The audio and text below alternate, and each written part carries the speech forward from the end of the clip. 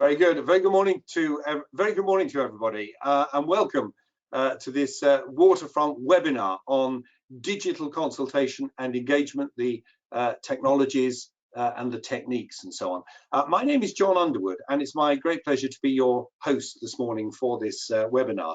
We have three great speakers who are joining us today, and in a moment I'm going to introduce them to you.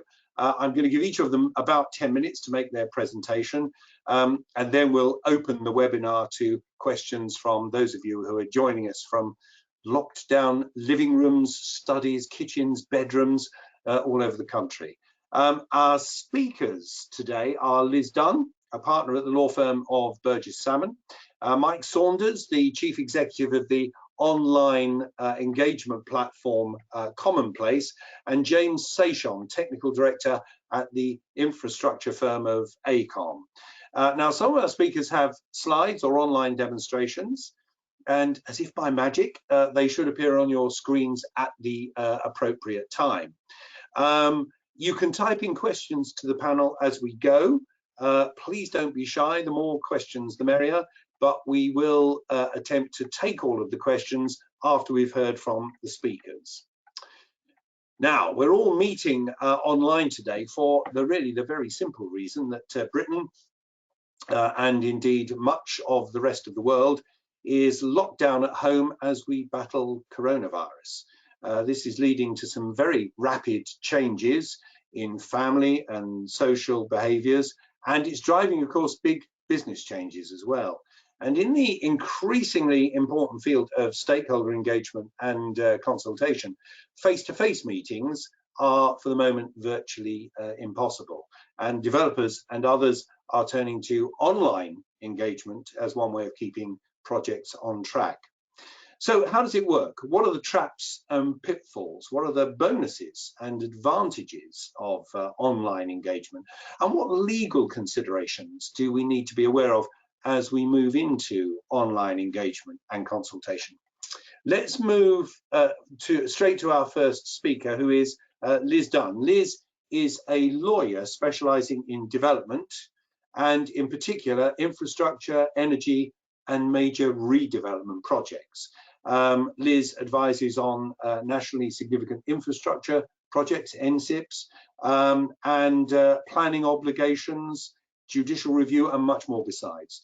Amongst her current projects is, of course, the Bradwell B new nuclear development. So, Liz, we're extremely pleased that you're able to join us this morning. And can I perhaps now hand over to you? Thank you, John. Good morning, everyone. I'm absolutely delighted to be involved with this webinar and, like everybody else, to be working with new technologies and techniques to make sure that we're able to continue communicating and discussing important points with each other. Could you move the slide, please? So just in terms of who we are, John's already introduced us. We're specialist infrastructure lawyers, and I specialise in consenting of infrastructure projects as nationally significant infrastructure projects, developments of national significance, or as Town and Country Planning Act projects. We're currently, as John said, advising on the Bradwell B new nuclear power station, a number of offshore wind NSIPs. We're advising Highways England on its A38 Derby Junction scheme, which will shortly be piloting digital hearings, the first for PINs and for nationally significant infrastructure projects.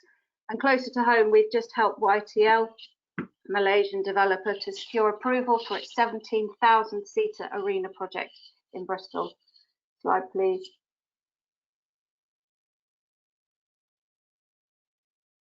Could you move the slide?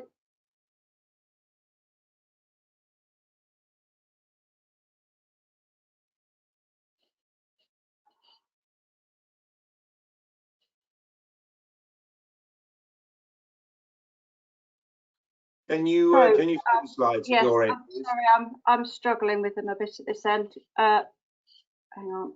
So would you like to speak to perhaps to the overview slide? Shall I wonder if I can, sorry about this. Shall I speak? Yes, that would be That would be a sensible thing I'll to tell you do. what we'll do, Liz. We'll Yeah, tell you when you tell us, and we'll tell you when we've moved on to the next slide, if that's okay. Okay, that's fine. That's absolutely fine. So yes, the overview slide, what are we looking at? What am I going to be looking at? Very much a legal overview, looking at some of the requirements that are causing difficulties in the current time, both pre-application and post-acceptance for applications, the impacts this can have on projects and some of the innovative solutions that we're seeing being used. Next slide. It's important with any consultation or engagement really to understand why you're doing it. I know this sounds incredibly obvious, but you'd be surprised at how many projects I think don't really think about this when they set up and start engagement. Is it going to be a one-off event or part of a series? Are you consulting or engaging to introduce a scheme to the public or to secure feedback on something like options or alternatives? The nature of that consultation is likely to be very influential in determining the best or most suitable approach to consultation. And again, it goes without saying really, but if you are consulting or engaging to fulfill a legal requirement, there's likely to be less flexibility about how you do that than for non-statutory or informal consultation. There are clear and very prescriptive statutory requirements for pre-application for nationally significant infrastructure projects, which many of you will be aware of, developments of national significance in Wales, and for certain Town and Country Planning Act projects, which must be adhered to. But until very recently, the Scottish requirements for Town and Country Planning applications were actually the only ones that prescribed a need for something as detailed as an exhibition, something that in the current circumstances there are clearly going to be major challenges meeting. So when you're looking at how to undertake consultation and engagement in the current climate, it's critical to understand the legal framework, to understand how much flexibility there is and what risk there is if you can't comply with any of those legal requirements. On to the next slide, please. I think it's right to say that for pre-application infrastructure projects under most consenting regimes, there is a degree of flexibility as to how certain of the requirements are met, and therefore some discretion for determining bodies as to whether they have been met by a particular project. In any consultation, there are also a number of general principles that are going to apply, the so-called gunning principles. They are that the consultation must be taking place at a time when the proposal is not fixed, that there's sufficient time or the sufficient information included in the consultation for the public to understand what is proposed, and that there's adequate time for responses, and that the product of the consultation is taken into account. It's not a particularly high bar in terms of meeting that with consultation and engagement, especially for development projects, which have now become quite sophisticated in terms of the engagement they carry out. I've also added there the point around illegitimate expectation, and I think this is likely to be one of the biggest areas of focus for both consultation and engagement that's taking place under the current restrictions. Is there a legitimate expectation, either created by the project itself or by previous consultation amongst the public, that they will be consulted in a certain way and at a certain time? And are you going to be able to fulfill that with any amended approach or activities? Putting it another way, are you going to be able to do what you said you'd do? For nationally significant infrastructure project schemes, the Statement of Community Consultation is a required document, drafted in conjunction with feedback from the relevant local authorities and published. And projects partway through consultation are going to have to look very, very carefully at their Statement of Community Consultation to determine whether they can carry on doing the consultation they planned using different techniques, or whether actually their Statement of Community Consultation is so prescriptive, you'd hope not, that you'd actually have to agree and publish an amended SOC to allow for those different approaches. Can we go to the next slide, please? Looking at post-submission, in terms of the statutory requirements for notifications and consultation, these are generally more prescriptive in terms of things like site notices, newspaper advertisements, and putting documents on request. And it's this last one, I think, that's causing most issues in terms of the project that we're working on at the moment. Each organisation clearly needs to take its own view of what can be done in the current situation. But it is those points around putting documents on deposit, I think, and for people to be able to have the opportunity to go and view those documents that's really going to be most problematic. And this is a requirement for accepted nationally significant infrastructure projects and for schemes which are EIA development. Interestingly, Scotland has very recently amended its statutory requirements for putting documents, both pre-application exhibitions and for hard copies needing to be placed on deposit. So they are ahead of England and Wales at the moment in terms of doing this. And so far, I'm not aware that there's any proposals from MHCLG on this. I think they've been focusing on decision making and making sure that can happen under the current climate. I'm sure others are going to have much more to say on areas of where we're seeing what we're seeing happening. These are some of the things, slide, that we're seeing on the ground as projects have to grapple with the challenges of keeping projects moving. I think we're going to see quite a mix of the old and the new. So return to things like newsletters and mail shots and offers to provide soft or hard copies of documents on request so that you're actually being able to make that specific contact with people in their homes. Planned exhibitions, again, that is a challenge, and those are being. I'm going to interrupt you for just one moment because I don't think you said change slide, and you've moved on to the next slide, as it were, and we haven't seen it yet.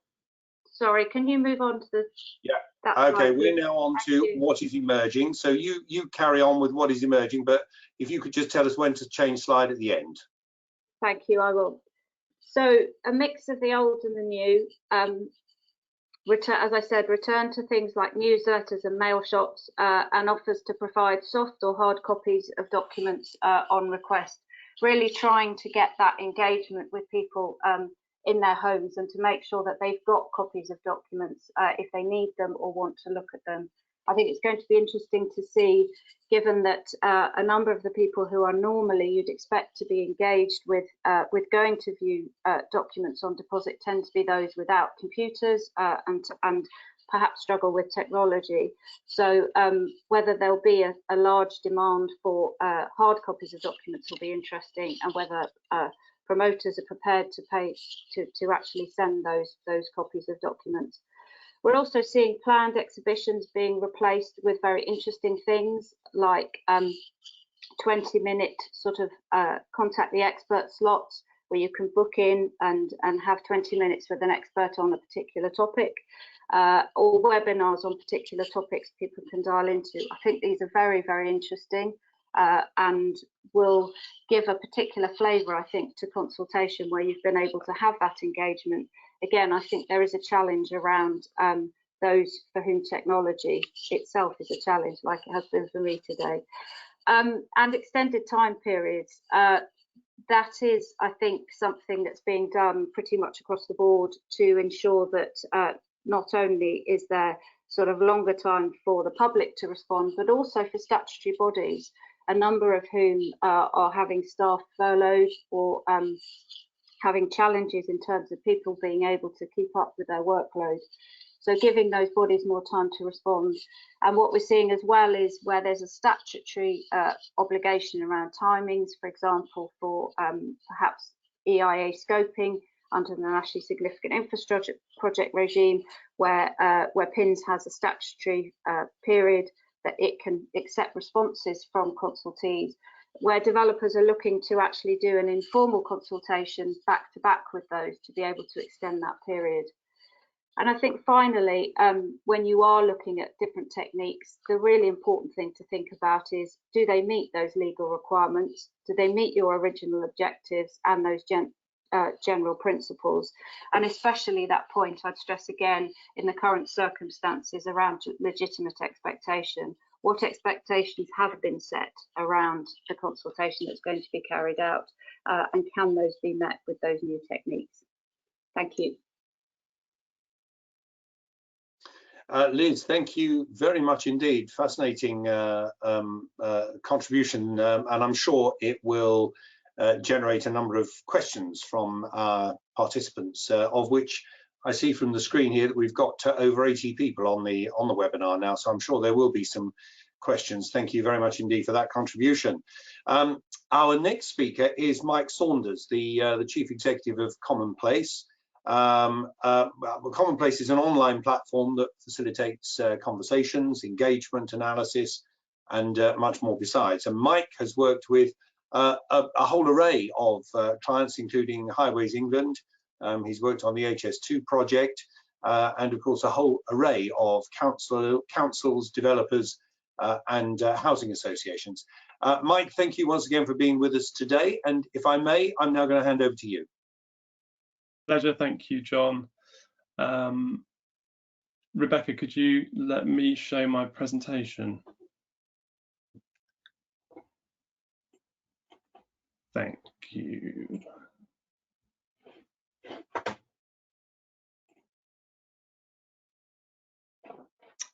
Okay, hi everybody. It's great to be involved in this, and I'm going to talk a little bit about what I think the opportunities are for digital tools in consultation and engagement.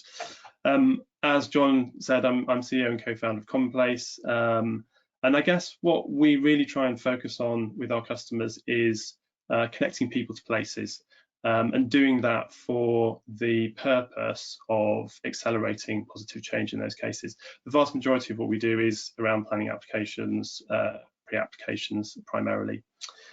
So I thought, whilst I was thinking about this and about what I wanted to really say, that even in this extraordinary times, in the midst of this epidemic, where there is a spike of engagement in digital, I mean, we're really seeing this, that you know, we're getting lots of inquiries from people about digital platforms and what they can do.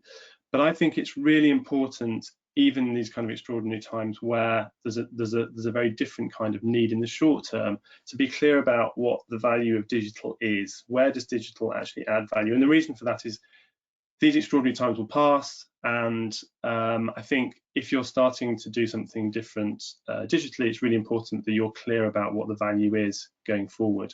And when I boiled this down, so what the value can digital add, I think it's really around three areas which I'm going to talk about. People, it's about trust, and it's about insight that can be developed. So let's talk about people first. What do I mean by people? Well, I mean both the number of people who you can reach using digital channels, and I mean the diversity of people that you can reach through digital channels. So on Commonplace, we've had over 1 million people interacting, and that's just on, you know, a single Commonplace platform. So there's a multitude of other platforms out there. So if you add up those numbers, there's a huge number of people who can be reached. If you can reach those people, you can generate a huge amount of evidence, and you can also use the digital tools, particularly analytics tools, to make sense of that evidence without adding a huge amount of additional workload to your teams. So there's a kind of win-win that's possible, and it's about both the volume but also the quality of the evidence that you can gather. So how do you actually get to those people? Well, there's a number of things that you can do. The first is that you can use digital tools to make sure that what you're talking about and particularly what you're asking people to, members of the community, to talk about is easy and convenient. It's easy for them to access, and it's convenient. You know, if you use digital to put out a 40-question survey that takes half an hour to complete, then you probably shouldn't be surprised if you get a low response. But on the other hand, if you do something that people can engage with in a matter of seconds, and they can do it on their phone or any digital device that they have access to, then you're much likely to get a higher take-up. We are quite interested in the idea of social proof, and social proof's a construct really, but the idea is that it's kind of like walking down the street. By seeing other people who are also walking down the street, it affirms your perception of what's going on, and this works on digital, and it's essentially how social media it kind of works and has become so successful. that if you see other people using social media, your friends and your networks, then you're much more likely to use it. And this is a kind of... Do forgive me, I'm going to interrupt you because we've just realised that the participants are just simply seeing a white screen rather than you speaking, because you haven't shared your screen properly. So forgive me interrupting you. Can you do that? I think that people will find it either more interesting to see you speaking or to properly see your screen, as it were. Okay, I do apologize for that. Let me try again.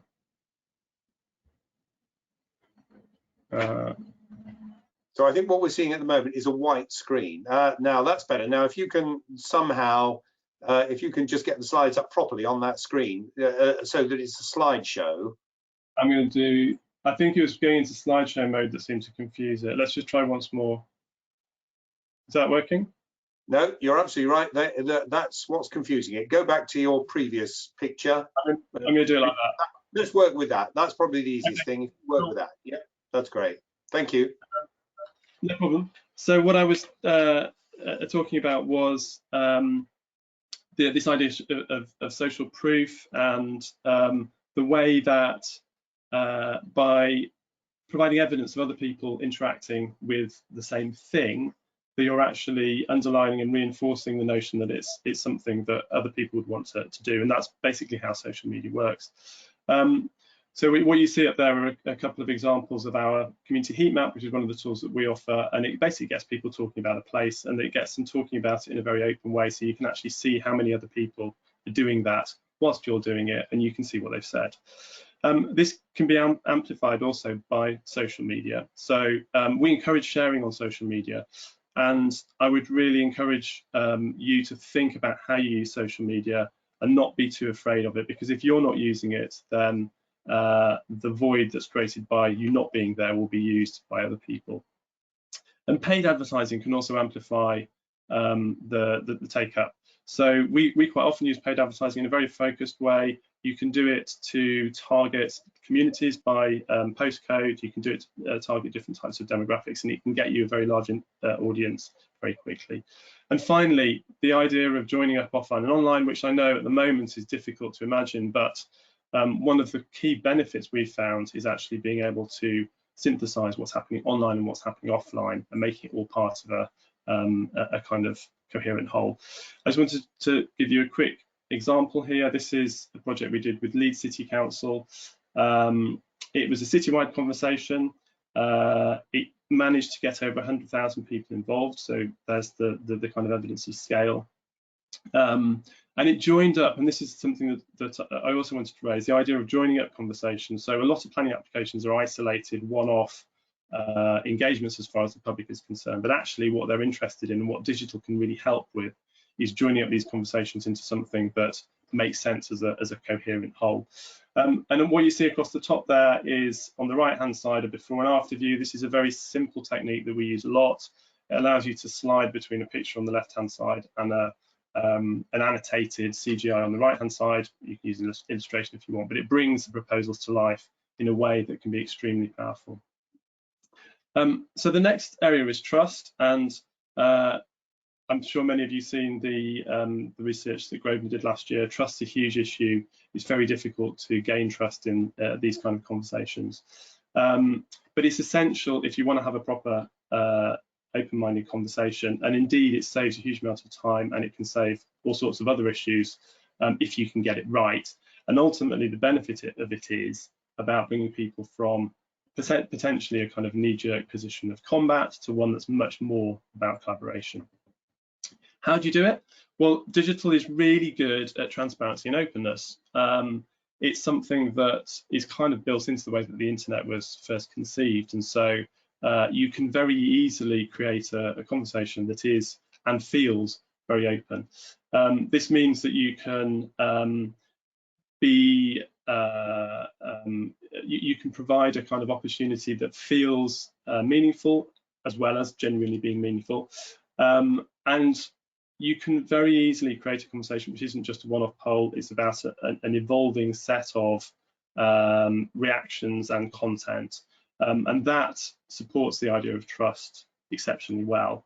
And again, this idea of joining up conversations is one that I can't stress too much in terms of how creating a meaningful dialogue can work really well. The example I wanted to show for this one is in Waltham Forest. This was a borough-wide conversation, took place over almost 2.5 years. And what the borough decided that they need to do, because it was a very controversial scheme, and you can see in the top left-hand corner there an example of a small group of residents that mounted a very effective campaign against the programme. And so what the borough decided they needed to do was to have a very broad, inclusive conversation. They managed to get over 20,000 people responding via Commonplace. And a lot of the engagement was about an early conversation about the place and about establishing an evidence of need, so that the proposals could then be based or built on that evidence based. And ultimately what it managed to allow them to do was to deliver this, pretty controversial programme very quickly, and to deliver some exceptional benefits to the local borough, including air quality, which a study by King's College has shown will actually mean that people in the borough live longer in the future. And then finally, insight. So with all of this volume of people, with the quality of the interactions, and with the trust that you've gained over creating a conversation that people feel is meaningful and feel that their voice is going to be heard, you create some fantastic insight. And that is an evidence base that you can use for your planning applications. You can use it to inform better decisions, both in the design process, but also in other areas of the work that you're doing. And you can create a kind of a strategic as well as an operational payoff to that. And I think this example, which is with Lewisham Council in Catford, where Team Catford, which was set up as a venture between Filigree Communications and Lewisham Council, decided that they wanted to start a long evolving conversation about Catford Town Centre, which they decided to use Commonplace for. This took place over almost 2 years before any design work was done on the town, and created a foundation of need which fed into the design brief, but it also flagged some really interesting and useful kind of quick wins that the council managed to take up. And one of these was around the accessibility of Catford Station. So I think there was a kind of understanding that Catford Station needed to be improved in terms of accessibility, but there wasn't a detailed knowledge of what the problem was exactly. And from the Commonplace heat map and other online engagement, they were able to identify exactly what that was. They were able to fix it before any of the design work for the town centre regeneration was done. And then really importantly, they were able to shout about that back to the community. So one of the really important aspects of digital engagement is not only getting information in, but is telling people what's been done with that information and explaining to them what the next steps are going to be. So just to summarise, I think that 3 things that digital can do really well, and I would encourage everybody to try, is around getting to more people and different people and engaging them in a much more collaborative process. You can do that through open dialogue, which generates trust. And from all of that, you get exceptional insight that produces a shared understanding of needs. Just for 30 seconds, I wanted to share with you a couple of other sort of technological things that we're doing. The first is integrating some other platforms. So many of you may have come across ViewCity. We can now integrate ViewCity, which is an interactive 3D model of most of London and other cities, into the Commonplace platform, so you can bring to life some of the proposals and things that are happening. And secondly, Liz was talking about webinars and their role in the current crisis. We've launched a webinar package which integrates with Commonplace, which is proving very popular at the moment, as you can imagine. And we're also offering some free licenses to councils specifically for their COVID-19 response. So if they want to use a platform that does all of the things that we've been talking about, specifically to help manage their communications and feedback, there are free licenses available. If that's of interest, I'd be delighted to talk to you. Thanks very much, everybody. Well, thank you very much indeed, Mike. It's very good, very illuminating. Thank you very much indeed for your contribution. I'm going to go straight on now to our third speaker, who is James Seychon. James is the technical director at ACOM and closely involved in ACOM's Stakeholder Engagement Services team. In recent months and years has been working on a number of schemes as varied as the major works currently being completed at London's Waterloo Station and the consultation on the A303 Stonehenge Development Consent Order, which happens to be a section of road that I drive down frequently. So something that's very close to my heart, James. Very good morning to you. And can I now hand over to you, James, to give us your presentation? Excellent. Thank you very much, John. So today I'm just going to share my screen. Hopefully this will work.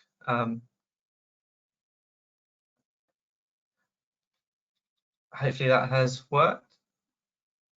And I think it has. We can see your screen, see it properly. So that's very good. Thanks, James. So what I'm going to show today is a couple of tools that we use for our digital engagement, and some of them are used across the industry, and I know others are using them. And the first one is our virtual public consultation, which we started working on last year, and we were in the process of launching it, and then we entered the current situation. And for us, this is pertinent for now, but it's actually really important for engagement at any stage, and it's something that I think will continue to evolve and become a bigger part of how we engage and consult on schemes.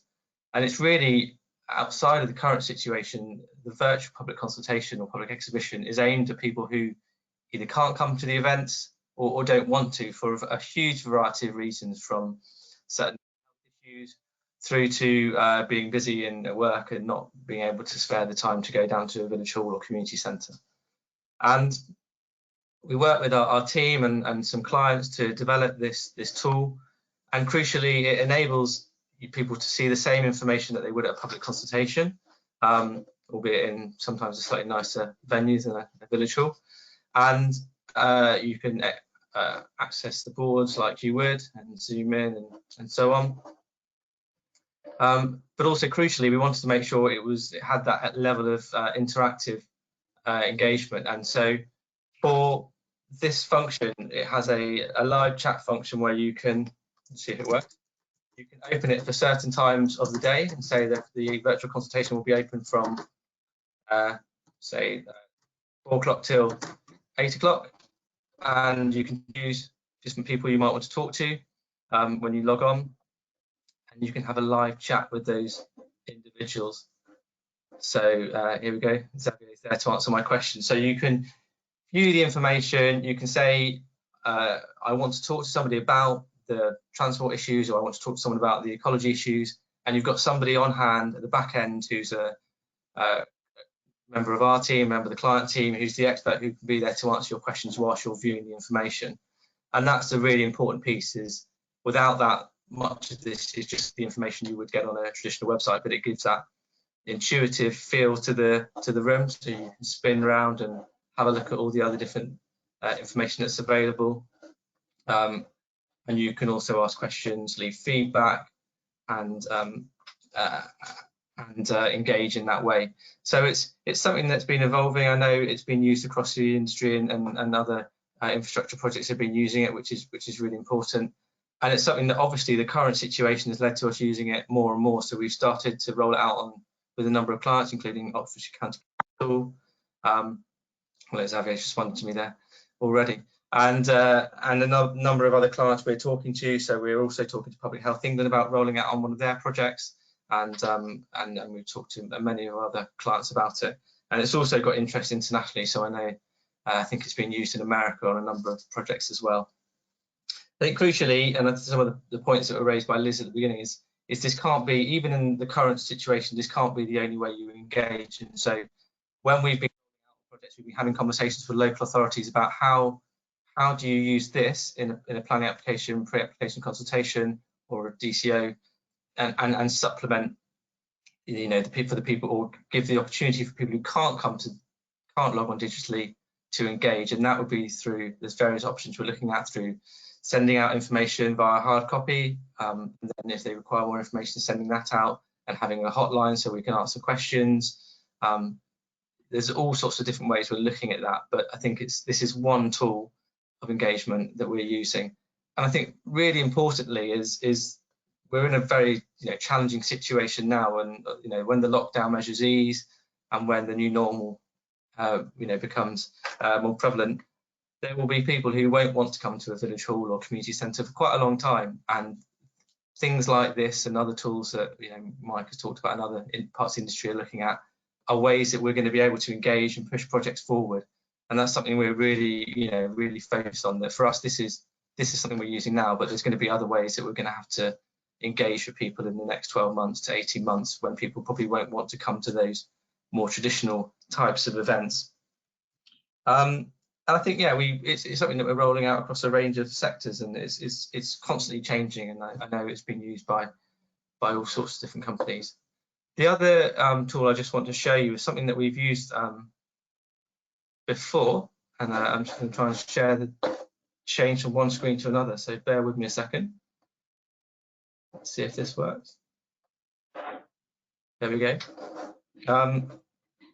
And this is a sound oralization that we've used on a number of projects, and often when you're delivering a consultation engagement, you're telling people there's going to be a particular highways projects, there's going to be a change of noise as a result of the activity or the new road, and people don't necessarily believe or really understand what you're explaining when you're talking about changes in decibel levels of noise. So working with our noise team, we've produced this digital package that is able to demonstrate the change in noise from the current situation to the new situation, or between two different options of having a physical barrier and not having a physical barrier. So this is one where we worked with Highways England on a project in the Midlands, and just demonstrating the change and the difference in noise, and it's a digital way of showing that to communities, and we've used it on a number of projects, and it really has demonstrated the impact in a way that is much more gives them more of the context, and people can actually really try and understand it rather than trying to grapple with the difference between noise, energy and actual change in physical sound. So I'll just play this. Hopefully the sound will work. If not, John, maybe let me know. So there's no sound on this first slide, and then it goes into two different options. And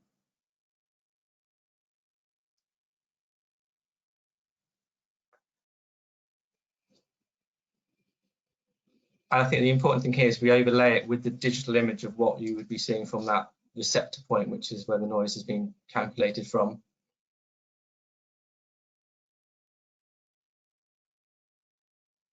So actually the second one is with I think a 4-meter noise barrier in place.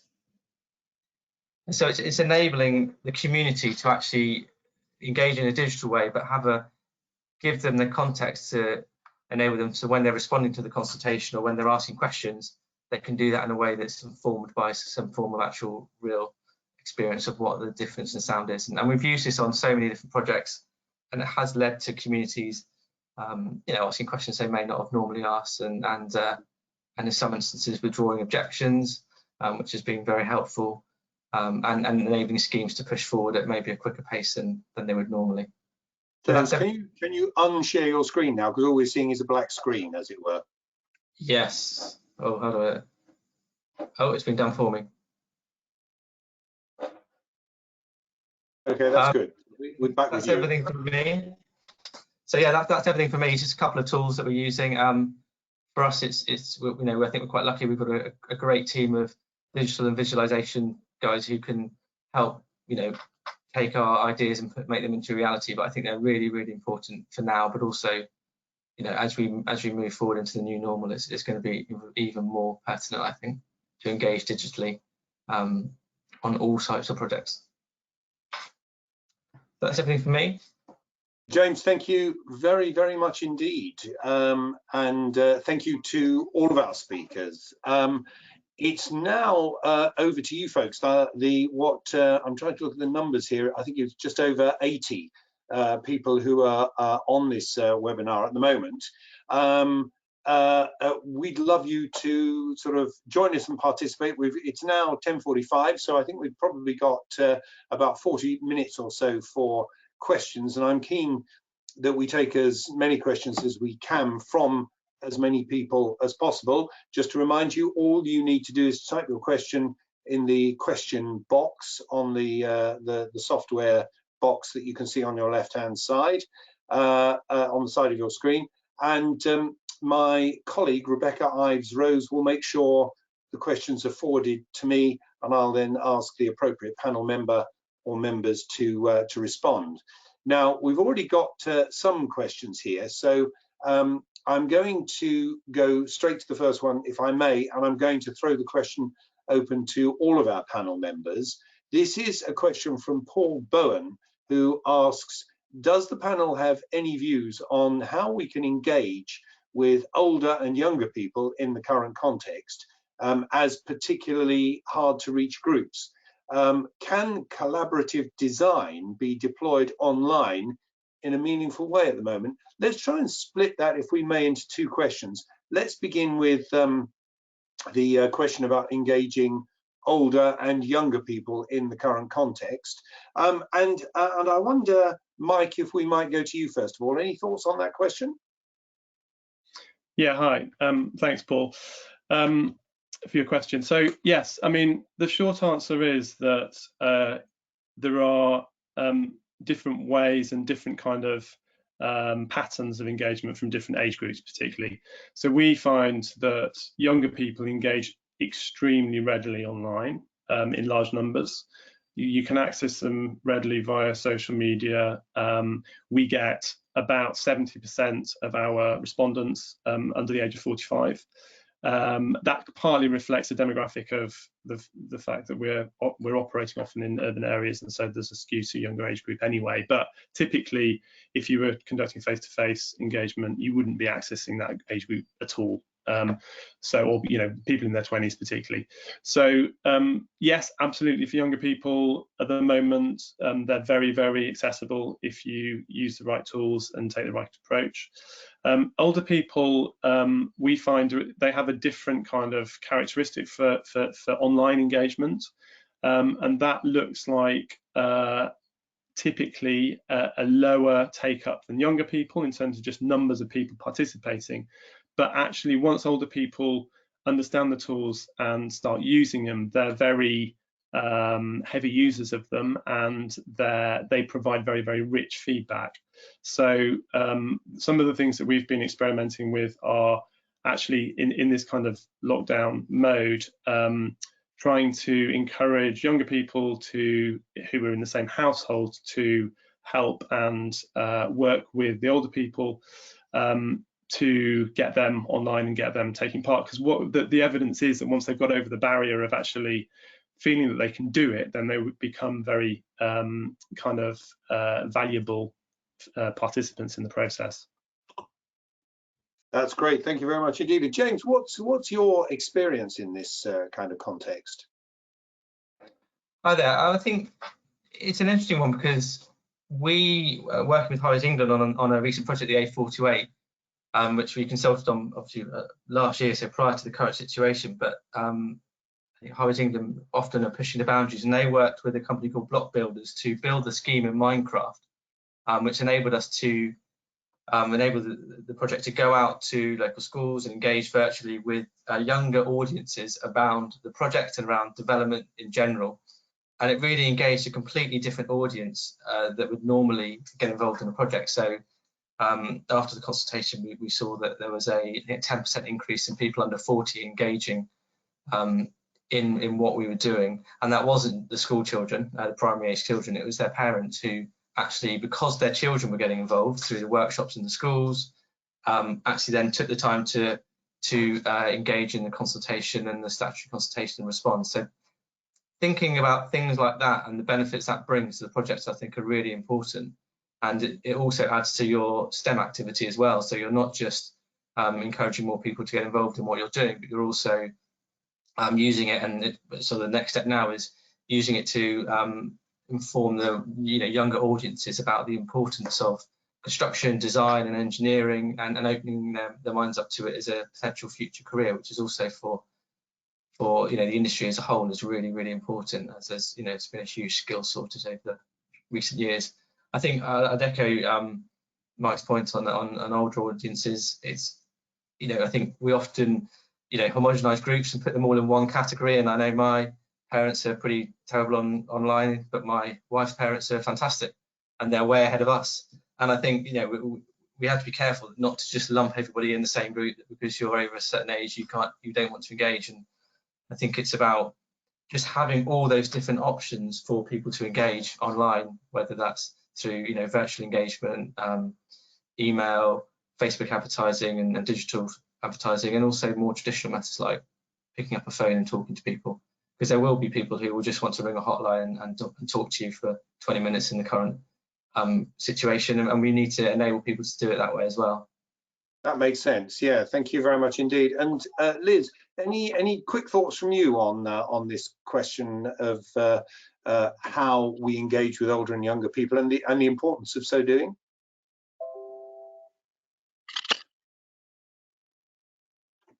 Liz, I think you're. I think that the hard to reach groups are a really key area.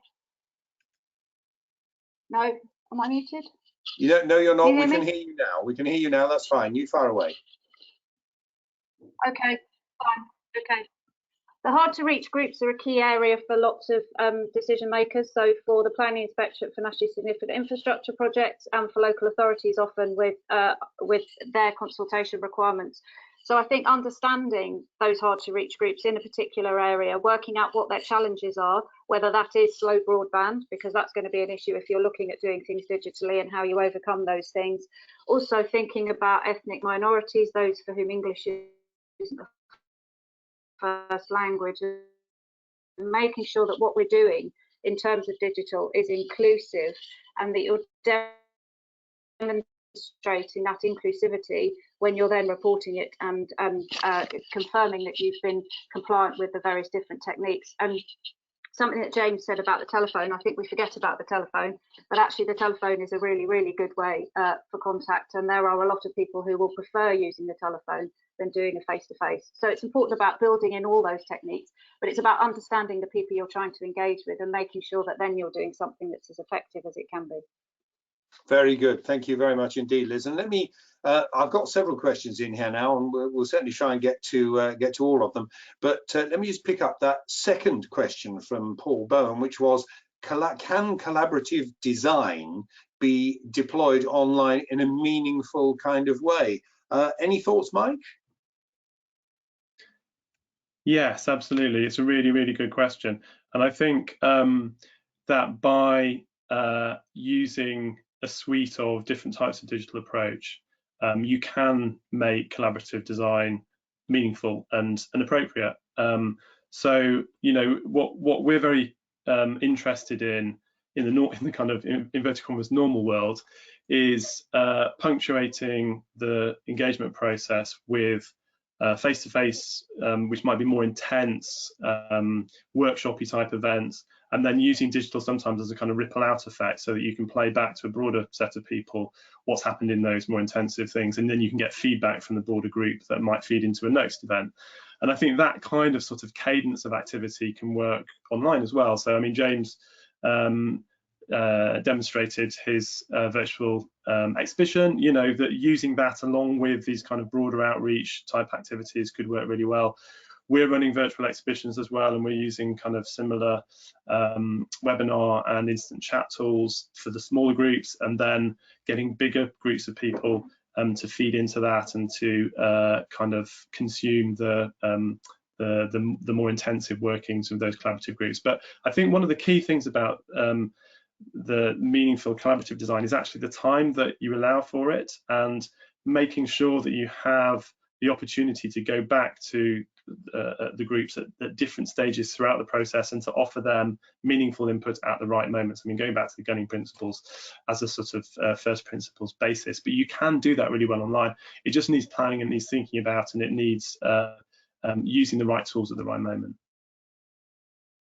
Very good, thank you very much indeed. And James, just a quick thought from you, perhaps, on that sense of whether we can meaningfully use collaborative online techniques at the moment. You demonstrated one way, I think, with the town hall meetings, but any other thoughts on that? Yeah, and I think I mean Mike makes a really important point there about it's about planning and how you develop it. So we've done a couple on some clients, some of our rail clients, where we've had some collaborative sessions in the last few weeks, but it just takes a lot more planning than you would necessarily need for a more traditional event where you're in a workshop setting, and you need the individuals taking part to spend the time and do a lot more preparation. So they're doing some of the reading and preparation and formulating some thoughts beforehand, so they come to the sessions sort of fully armed with what they're requiring out of it. And also recognizing that whereas previously you may have been able to have a workshop over 3 or 4 hours with various breaks, expecting somebody to be online virtually for 3 or 4 hours without interruptions from small children or just needing a break to get away. Just recognizing that, and maybe there's a session we've got next week where we're breaking it up over a couple of days and having an hour a day to give people that sort of ability to reset and come back. So I think it's exactly what Mike said. It's about the planning and how you deliver it. Yeah, sounds very, very sensible. And I've got one question here very specifically for you, James. It's from Anthony Jones, who says, could we ask James to explain how well his virtual village hall displays on mobile devices? Can you help us on that one? Yeah, so they work on mobile devices, they work on iPads. Because what you see there is relatively low res, you don't need a huge bandwidth to be able to view it. And yeah, we've got a team who are testing it on all those kind of devices. And I think the other thing I didn't say is, it comes back to the accessibility point, is we're looking at how we can make it compatible with screen readers for people with visual impairments who, you know, it's important that they're able to hear what's actually written on the virtual exhibition. But yeah, absolutely, no, it does work across all devices. Okay, that's great, thank you. I've got a question here from Stephen Morgan, who asks this. One of the key current issues is consulting with and involving those who cannot access digital resources. Now, given that there cannot be public meetings or even visits to council offices at the present time, you may not know who the individuals are who need hard copies. Does the panel have any suggestions on how we proceed with that kind of audience? But Liz, any thoughts from you?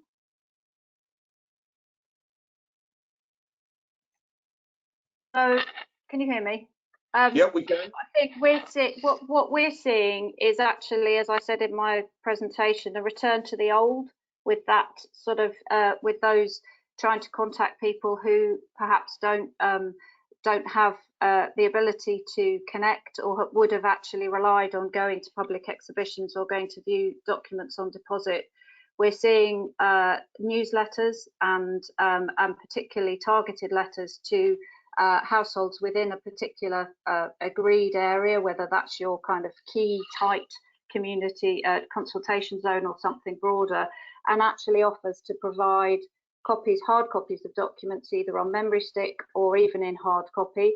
I think as this continues, we'll be thinking more about actually what those documents are. It's a bit of a bugbear of mine and has been for many years, about actually what we produce for consultation and how we make it accessible and engaging. So I think if this situation continues and we're looking more at using going forward digital techniques, I think how the paper and the digital work together is going to be very interesting. And I actually think we're going to continue to see that resurgence of paper copies, so letters going to people's houses with addresses where you can write in and then ask for copies. And I think also you're then needing to see perhaps a corresponding increase in consultation periods to allow for that. These are the documents, here they are, receipt of them, and then coming back. So I think it has the potential to extend things a bit, but I quite like this mix of the old and the new, because I think what we have to get to is a situation where we're catering for as many people as we possibly can, and they are being given the tools they need to be able to engage. It makes perfect sense. And I think, Mike, you were saying in your presentation something very similar, and that is that although we are currently using many more of these kind of online techniques, it really is a mix of both online and offline that's required. Is that fair? Yeah, absolutely. I mean, there's the accessibility point, which the question from Stephen was about. There's also the point about, you know, the kind of richness of interaction, and I always say that the best form of engagement is sitting down with somebody and having a cup of tea. At the moment, that's very difficult, but you know, having a blend that works for the project is absolutely essential. Just on the point of kind of paper versions of the documents, two things I'd say. One is that a number of customers that we've worked with have moved from a kind of a blanket sending out of paper documents to a kind of digital first and then requesting paper documents, and that has worked extremely well. And you just need to make sure that it's very easy for people to request them, you know, phone line or whatever. And the second is that if you're going to use paper documents, and that's very, very often needed, including some kind of a feedback form, then you can design that so that all of the data that's being collected online and offline is the same. And in fact, we offer a service whereby our customers can create a paper form and then they can upload that to Commonplace afterwards, so that then all the analytics, the analysis, and you know, the charts and everything that comes out of it is all in one place, and you can use the dashboard and so on to separate out the stuff that's been responded to on paper from the stuff that's been responded to online. So I think, again, kind of thinking through how you're going to do it and how it all works as part of the process can deliver some really valuable outcomes. That's very helpful. I've got a question here from Louise Portman from Highways England, which and Louise asks the following question: what is the panel's view of using local radio to contact the older and more vulnerable members of society who may be shielding and cannot see revised site notices or collect newspapers? Why don't I come to James first on this occasion? James, your views on that one? Yes, no, I think it's an absolutely good point, and something that on projects we are advising at the moment as well, because it was Liz who made the comment that we're going back to more traditional methods, and I do think that, you know, radio has often been discounted because it has a relatively low reach, but in these, you know, extraordinary times, we need to be going above and beyond, and you know, trying every tool to engage with our audience, and local radio, whether it's commercial or BBC, is a vital way of doing that. So yeah, I think with all these things, whether it's your, you know, it's digital paid advertising or it's radio paid advertising, local newspaper paid advertising, which you know, are still being delivered to people. My nephew is a paper boy and he's having a great time. But I think, you know, it's recognizing what is that audience reach and ensuring that you are hitting all your desired audiences, whether it's the ones you've identified through your EQIA or whether it's just the general demographics in the community. So absolutely, yeah, I would agree with that. Great, thank you very much indeed. And Liz, I'm rather assuming that you too would be sort of in favour of that kind of mix, including things like radio. Is that right?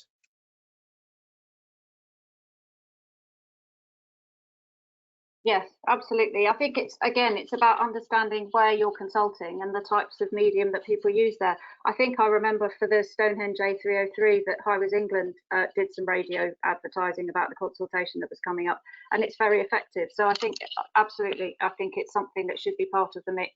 And it's quite interesting going back to being more creative perhaps around putting a fuller consultation experience together and looking at those things that are really relevant in particular areas. And Mike, I rather imagine that local radio could fit in rather well with Commonplace and with your platform and so on. Is that fair? Yeah, absolutely. And in fact, some of the most successful kind of consultations that Commonplace has ever been used for have included local radio campaigns. I think, you know, the full mix of local media that, as James and Liz said, is focusing on the audience that you're trying to reach. You know, being strategic about how you use those is absolutely essential. The one thing I'd say about radio is that whereas advertising a physical event on radio works really well, I think if you're advertising a call to action or a follow-up that's other than a physical event, you need to think quite carefully about what the information is you need to provide in order that people can then follow that up. I mean, it sounds obvious, but I think it needs to be really clear. It needs to be something that people can remember after they've heard the radio ad and then can do something with. Good point. Thank you. Let me move on to another question, if I may. This is a question from Katie Sutton, and I'm going to go to Liz first on this one. Katie asks, are there any examples of legal challenge or challenging public inquiries where a project has not undertaken physical public events, i.e. no face-to-face engagement? And I'm assuming that what Katie means by that is literally none whatsoever, an engagement that will be totally online. Can you help us on that one, Liz? Yep, happy to. I'm not aware of any places where that's being challenged at the moment, and clearly we're in sort of new circumstances in terms of people needing to be creative about the way that they're carrying on their consultation in respect of ongoing projects. Interestingly, the requirement for face-to-face and for actually to hold a public exhibition, as I said in my presentation, the only legal requirement there is for that is in Scotland, the Scottish project, and they've suspended that through some changes to their regulations to enable consultation to carry on over this period. So they've suspended the need for projects to go, for documents to go on deposit, and for, in terms of pre-application consultation, to be there to be an exhibition. If you look at things like nationally significant infrastructure projects, there's a lot of guidance from the Planning Inspectorate about how pre-application should be carried out. I mentioned the statement of community consultation. Developers are required to agree that, to say what they're going to be doing. I think as projects have come through that regime, we've all learned that, this is my one and only joke, but you make your sock as willy as you can at those early points, because actually you have to think this is going to sit with the project perhaps 2 years. There will be changes, not necessarily in this. I think this has been an unforeseen change, but there will be changes in how consultation needs to be carried out. And you want to make sure that your statement of community consultation can accommodate those changes, that you can be doing the best consultation that can be done. So in terms of nationally significant infrastructure projects, the test on consultation is around acceptance. And if you get through acceptance, then typically the Planning Inspectorate are determining that you've done what you needed to do in terms of those legal requirements. As I say, I think there are challenges around certain of the requirements that are still in place at the moment, particularly around putting documents into deposit locations and whether and how that's being done. And I know that there are lots of creative solutions being thought of. I think the question is going to be how the regulators see those in terms of being able to demonstrate that actually documents were available, although they weren't physically in deposit locations. I think we're having a little bit of the spirit of any trouble with your legislation or line, requirements has been met, as opposed to the physical necessity. Okay, Liz, that's great. Thank you very much indeed. I've got about 3 or 4 more questions here, so let me dash through them if I may. There's one here specifically to James, which comes from Blanca Martin, and Blanca asks, James, have you estimated the time required and the average cost in terms of the kind of, perhaps in terms of the total percentage cost of a project to develop and implement a virtual engagement tool such as the one that's been developed by ACOM?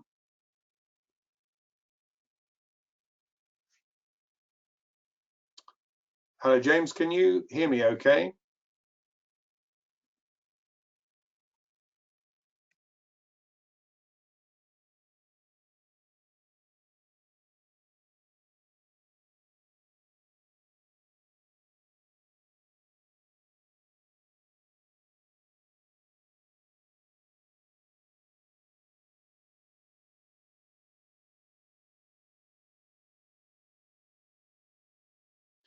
Hello, James, can you hear me all right?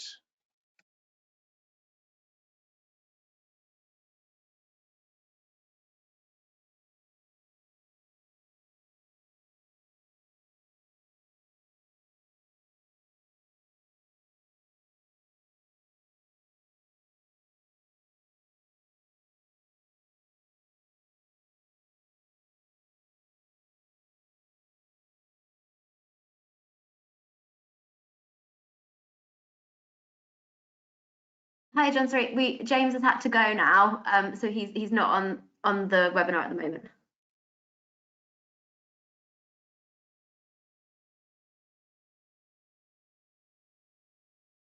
In which case, apologies. Let me, if I may, just get back to the main screen. Forgive us, folks. One moment, and we'll be back with you properly if we can be.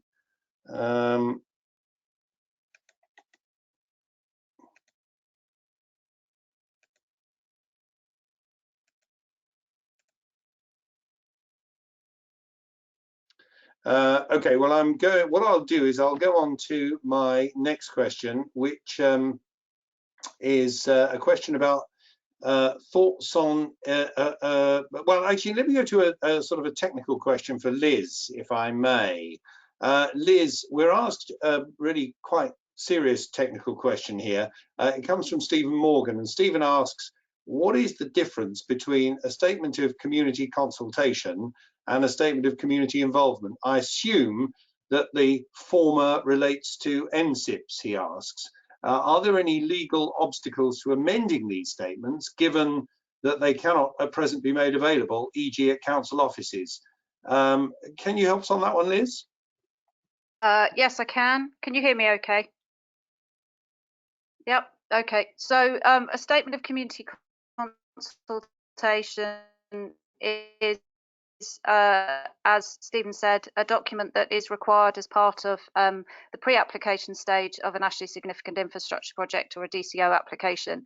The statement of community consultation is something that is drafted by the promoter. It's then consulted the local authority, and it then needs to be published. So it's normally published on a developer's website and also in the local press. And I have to say, in terms of publication, we are still seeing things going into local press. So that seems to not be a particular challenge in terms of meeting that requirement.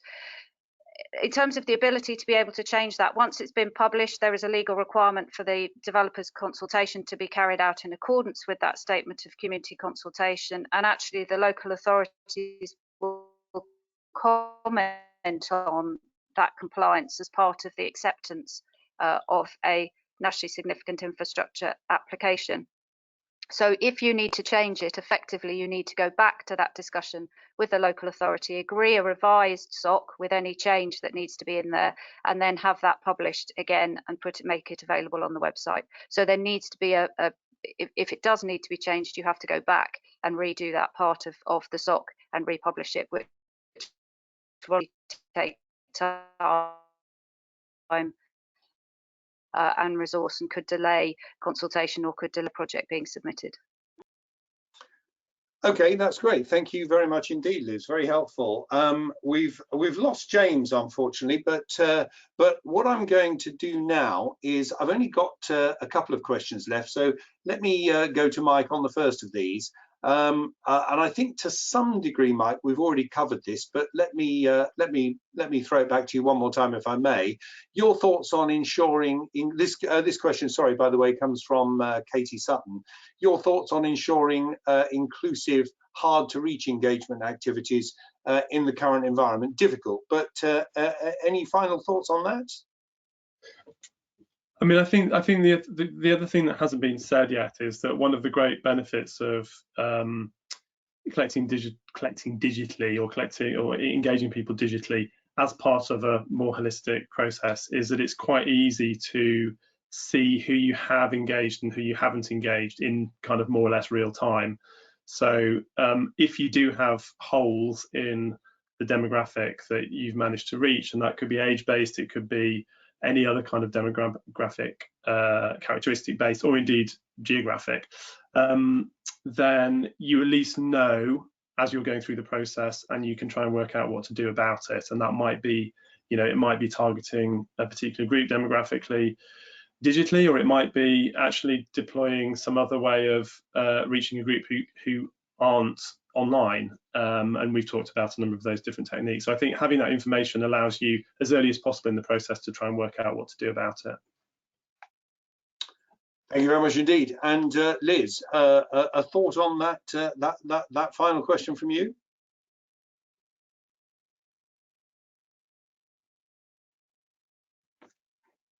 I think I would just reiterate the points made previously. Hard to reach groups are incredibly important, and it's interesting.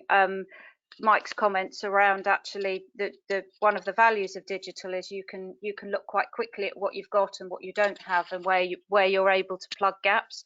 I think it's about planning broadly. I think it's about understanding who your hard to reach groups are, and often doing something that's quite bespoke for those groups.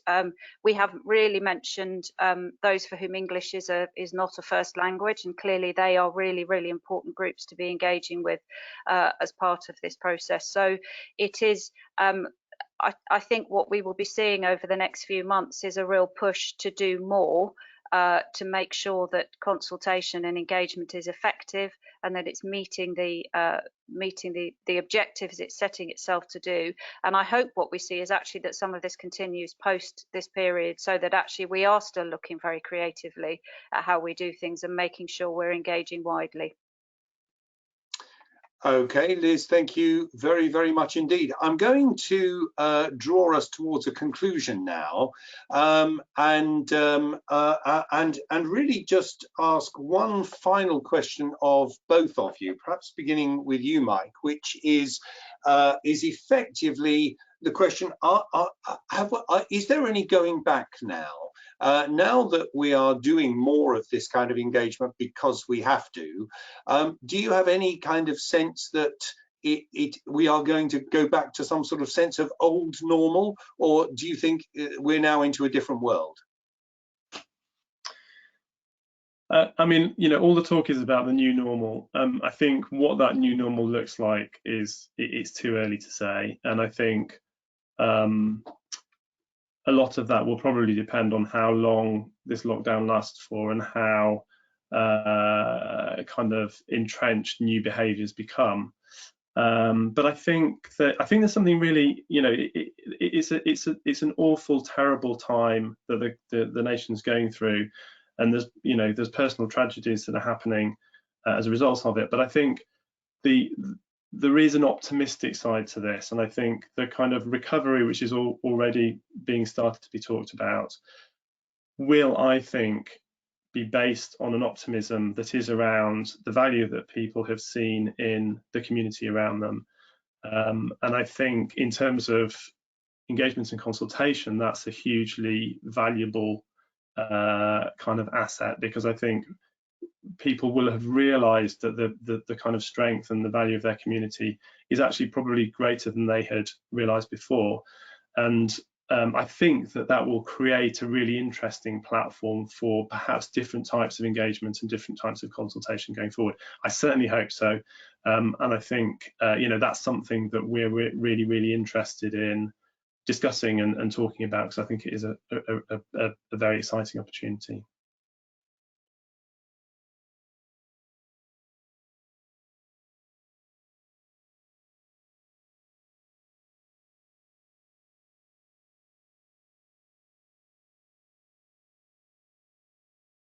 Sorry, Liz, forgive me, I failed to unmute myself. I was going to throw over to you, Liz. Any final thoughts from your end? You know, is this the new normal?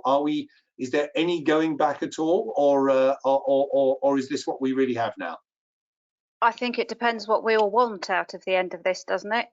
We've shown each other there are different ways of doing things. We've shown each other we can care about each other in communities and value the services we have. We've shown each other we can all work from home very effectively. We've shown each other we can do consultation in different ways.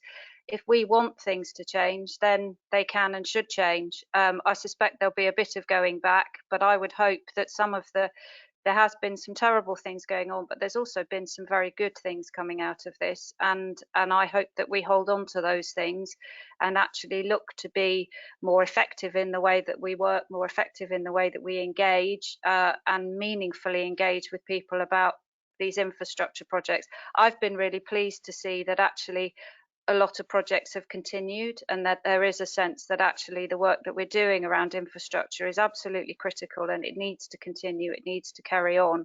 And I think nobody should be embarrassed about the fact that they've carried on working through this period. It's what we come out with at the other end, and as I say, I think that's down to us and what we want. Very good, Liz. Thank you very, very much indeed.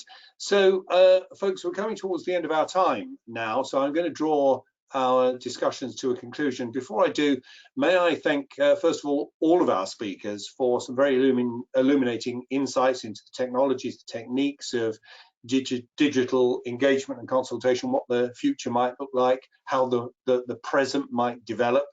But may I also thank all of you for coming on and joining us on this webinar, participants from literally up and down the country. We'll be circulating some more materials after this webinar, along with a link to watch a recording if you or any of your colleagues wish to do so. Thank you once again. Do stay safe for as long as you possibly can. From Waterfront and from me, good morning. Bye-bye.